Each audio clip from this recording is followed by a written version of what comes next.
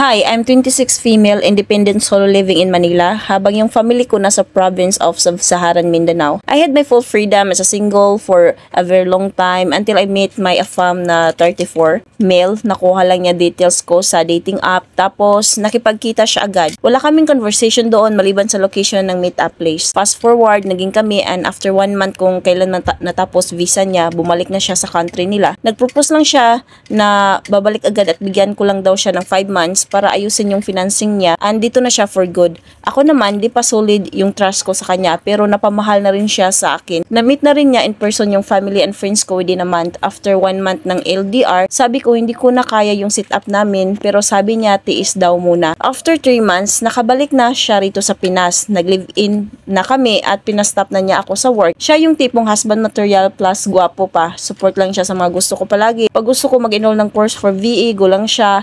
Siya nagbabayad sa fee plus ako na gumagamit ng laptop niya na bago.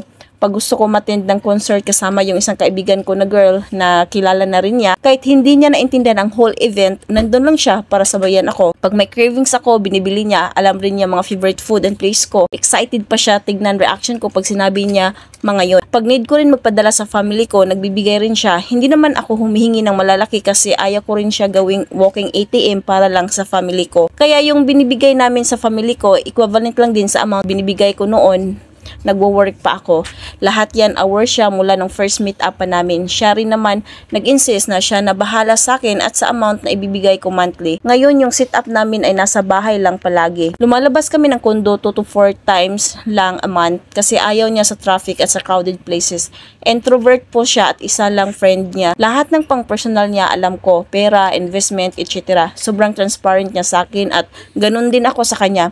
Pwede kami mag-swap ng phone anytime, though hindi naman ako pala check. Wala kasi siyang FB noong bago pa lang kami, pero gumawa siya ng isa kasi pag may gusto siyang bilhin, tinitingnan niya sa marketplace. Nag-a-accept na rin siya ng request pag mutual friend ko, si mama at ng iba kong kapatid. Sinabihan ko lang siya na di mo need i-accept lahat ng mutual friends namin sa FB. At mula noon, may nagre-request ako, pinag-decide niya kung i-accept or not. Since binigay niya, dinidelete ko lahat, lalo na pag mga babae. Wala akong pake kung tititingnan. Di naman big deal sa kanya, sasabihin lang niya sa akin kung saan ako masaya, yun daw yung importante sa kanya.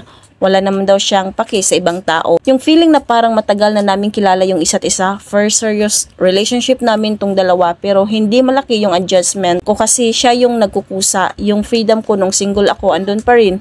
Pag gusto ko makipagkita sa ibang friends ko para hindi ako mabore sa bahay, pinapayagan niya ako. Tapos, binibigay niya wallet niya para allowance ko paggala. Tuki lang din naman kinukuha ko ay once or twice lang ako makipagkita sa kanila. Pag gusto ko din sila ipa-overnight, go lang din siya kasi yun naman daw purpose ng second room namin.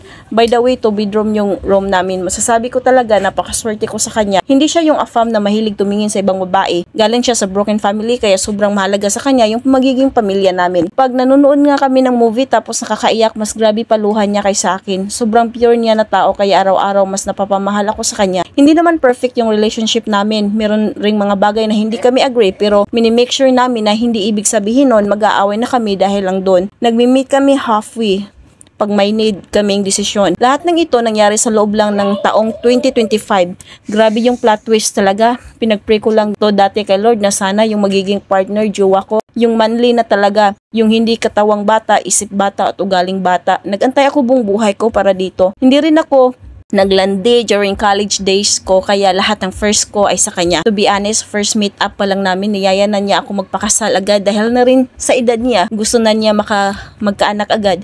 Sinabihan ko lang siya, bigyan namin ng time kilalanin ang isa't isa at hindi pa ko ready magkaanak this year. Nirespeto niya lahat ng gusto ko at ito kami ngayon, 7 months and counting. Hindi pa matagal pero masasabi kong ito na yung lalaki na gusto kong makasama habang buhay. Kaya sa mga matagal ang single dyan, darating din talaga yung para sa inyo. Hindi siya kasing yaman tulad ng ibang afam, binibigay niya lang yung life na gusto niya sa aming dalawa at sa magiging pamilya namin. Planning to move in province sa Mindanao na rin for good after ng 1 year contract namin sa kondo. Yun lang, thank you sa time para mabasa to.